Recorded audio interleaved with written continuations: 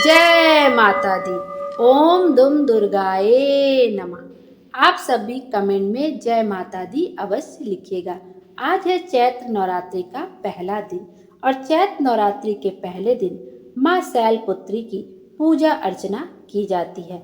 आज की वीडियो में हम लोग माँ दुर्गा की पहली शक्ति माँ शैलपुत्री की पावन कथा का श्रवण करेंगे। वंदे वाचित लाभाय चंद्राधिकार कृत शेख राम वृषारूढ़ा शूलधरम शैलपुत्री यस्य शिव नीम।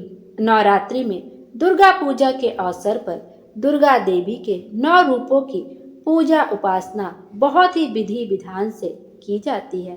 माँ दुर्गा को सर्वप्रथम शैलपुत्री के रूप में पूजा जाता है। हिमालय के यहाँ पुत्री के रूप में जन्म लेने के कारण उनका नामकरण हुआ शैलपुत्री। इनका वाहन वृषभ है, इसलिए यह देवी वृषारूढ़ा के नाम से भी जानी जाती हैं। शैलपुत्री माता ने दाएं हाथ में त्रिशूल धारण कर रखा है और बाएं हाथ में कमल सुशोभित है। यही देवी प्रथम दुर्गा है। ये ही सती के नाम से जानी जाती हैं। आइए अब व्रत कथा का श्रवण करते हैं। जय हो शैलपुत्री माता की जय। ओम देवी शैलपुत्रे नमः। आइए अब शिव महापुराण के अनुसार इस कथा का श्रवण करते हैं। एक बार प्रजापति दक्ष ने एक बहुत बड़े यज्ञ का आयोजन किया था। इस यज्ञ में उन्होंने सभी देवी देवताओं एवं ऋषियों को अपना यज्ञ भाग प्राप्त करने के लिए निमंत्रण दिया, किंतु उन्होंने इस यज्ञ में अपने दामाद अर्थात शिव जी को आमंत्रित नहीं किया।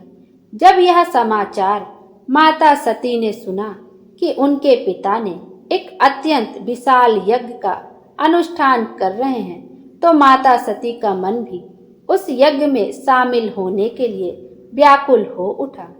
इसके बाद माता सती ने यज्ञ में चलने के लिए शिव जी से आग्रह किया। तब शिव जी ने उत्तर दिया कि इस यज्ञ में समस्त देवी देवताओं एवं ऋषियों को निमंत्रण दिया गया है, किंतु हमें यज्ञ भाग हेतु बुलावा नहीं भेजा गया है। ऐसी स्थिति में बिना निमंत्रण के हमारा वहां जाना उचित नहीं है। किंतु शंकर जी के इन विचारों से माता सती सहमत नहीं हुई और पिता के यज्ञ का हिस्सा बनने के लिए उस आयोजन में पहुंच गई।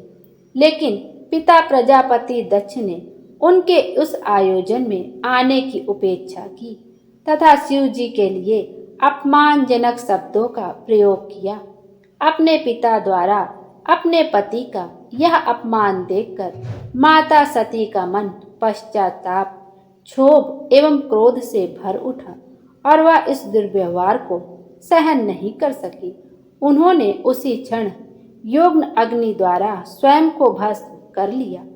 इसके बाद अपने अगले जन्म में माता सती ने ही पर्वतराज हिमालय की पुत्री के रूप में जन्म लिया। इस बार वे शैलपुत्री के नाम से विख्यात हुई। माता सती के समान ही माँ शैलपुत्री महादेव शिव की अर्धांगिनी बनी। इस तरह से यह कथा यहीं पर समाप्त होती है।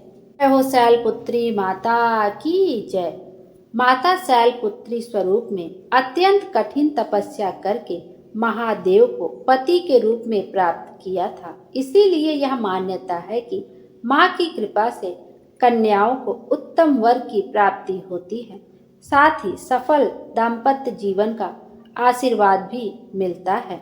माँ शैलपुत्री की उपासना से साधक का मन शैल अर्थात चट्टान के समान स्थिर और एकाग्र हो जाता है, जिससे विचारों में मजबूती आती है और आत्मविश्वास भी बढ़ता है। बोलो शैलपुत्री माता की जय। माता रानी हम सब की मनोकामना पूरी करे और हमारे जीवन को खुशियों से भर दे। Thank you.